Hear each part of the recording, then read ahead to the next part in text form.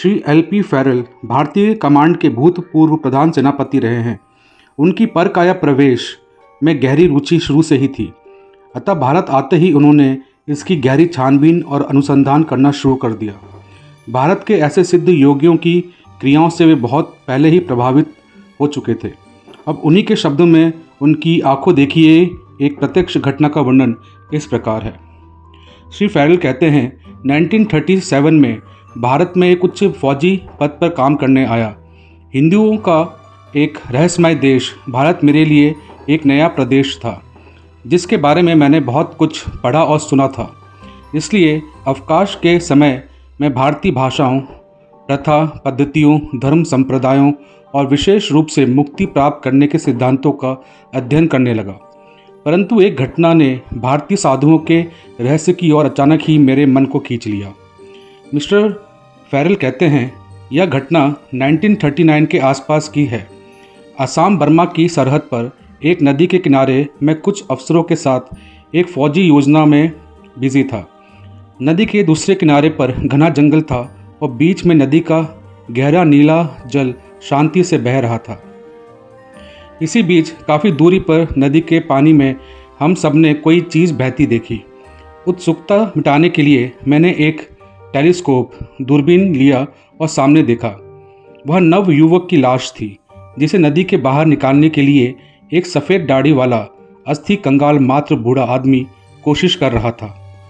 साथी अफसरों का ध्यान खींचे जाने पर उन्होंने भी टेलीस्कोप का प्रयोग किया।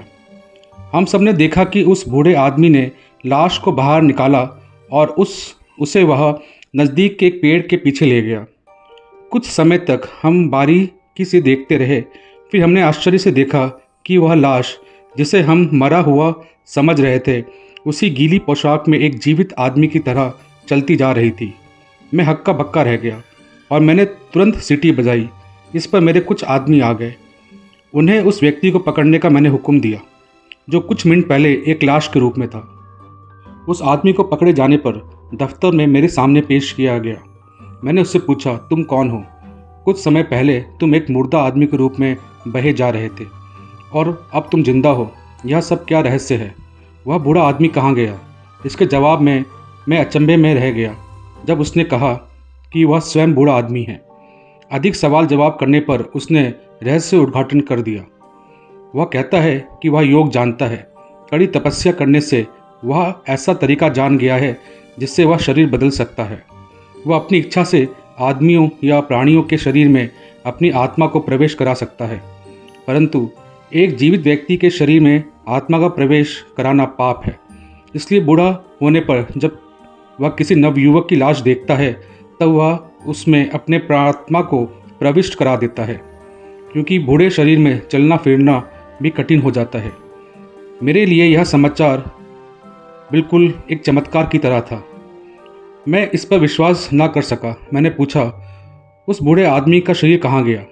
मुझे बतलाया गया कि उस पेड़ के पीछे वह निर्जीव शरीर पड़ा है। मेरे हुक्म पर वह लाश लाई गई और वास्तव में यह चमत्कार एक सत्य बन गया। मैंने उस नवयुवक को अपने यहाँ एक मेहमान के रूप में ठहरने का आमंत्रण दिया, परंतु मुझे खेद है कि उसने उसी रात को वह ठिकाना छोड़ दिया और इसके बाद मैं उसका पता लगाने में असमर्थ रहा। यह घटना ने मुझे आत्मा के रहस्य को जानने के लिए बेचैन कर दिया था, परंतु वर्षों प्रयत्न करने पर भी, पूर्व पश्चिम उत्तर दक्षिण में निरंतर खोज करने पर भी मैं उस आदमी का पता नहीं लगा सका। कई वर्षों तक मैं बड़े विद्वानों, साधुओं और योगियों से मिलता रहा।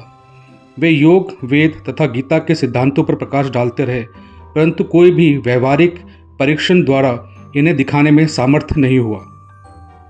मैं हिंदुओं तथा मुसलमानों के बहुत से तीर्थ स्थानों पर गया, जहां बड़ी इज्जत से मेरा स्वागत किया गया, परंतु इसका सबका कोई परिणाम नहीं निकला।